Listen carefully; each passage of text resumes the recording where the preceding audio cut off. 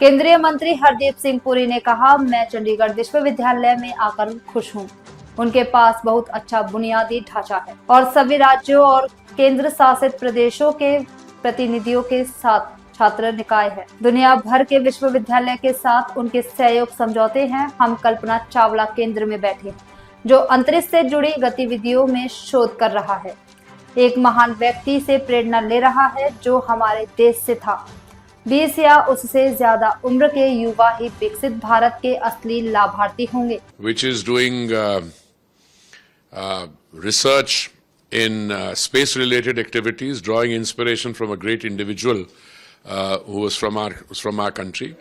But what I'm very impressed with is that young minds are working on space technology, related technologies, on drones, on the multiple application that this kind of technology can be put to for development.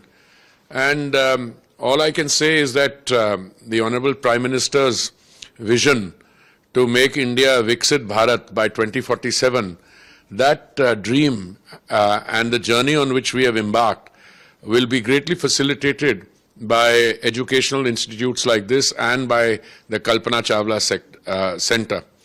I can tell you that whenever I interact with young people and I ask them what their average age is, and since we are already in 2025, and if their average age is in the early 20s or late, they're 16, 17, 18, they will be the true beneficiaries of Viksit Bharat, which is India as a developed country. Because our economy will go from being a $4 trillion GDP to 7, 10, 20, 30 trillion dollars. And I think education is the core around which countries develop. Because as they say, when I was Housing and Urban Affairs Minister for 7 years, just to say if you want to buy a property, you say location, location, location.